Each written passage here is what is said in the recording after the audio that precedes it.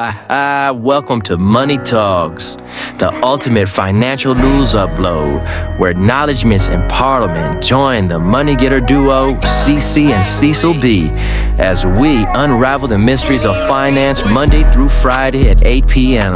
From the latest in fintech, cryptocurrencies, real estate, electric vehicles, IPOs, and Wall Street, to the rise of robotics and AI, we cover it all. So tune in as we share in the spotlight on how Black entertainers and creators alike are shaping finance and tackling IPOs, giving you the information you need to thrive in today's economy.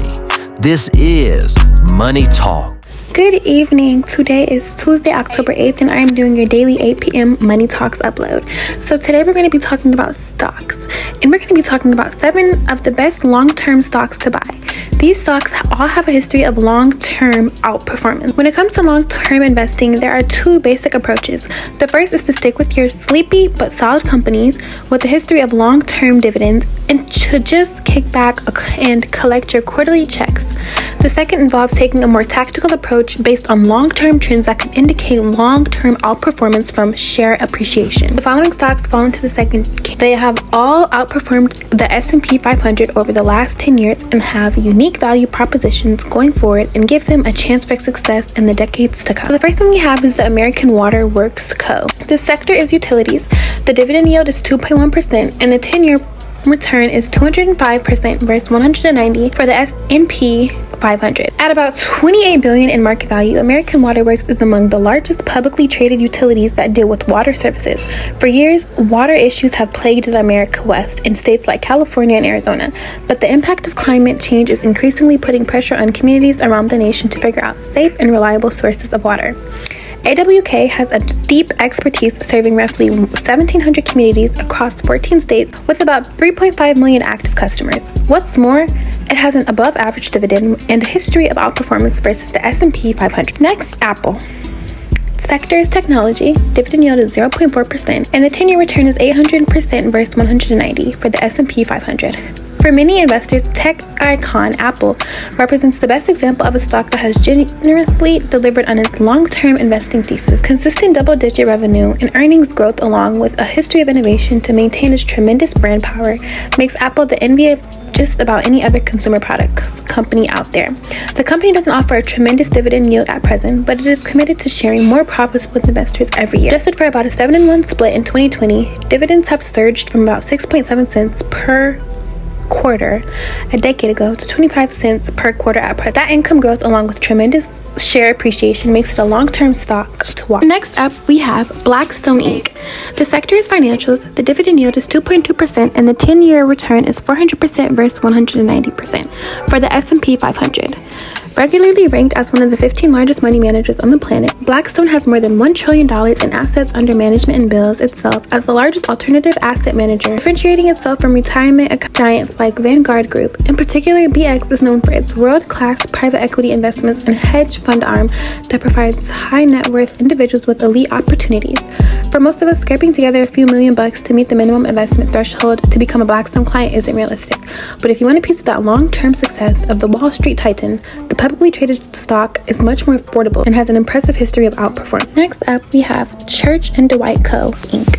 The sector is consumer staples. The dividend yield is 1.1% and the 10-year return is 194% versus 190 for the S&P 500. Slow and steady often wins the race in the long run, and Church & Dwight is a great example of a solid company that provides strong results on a regular basis.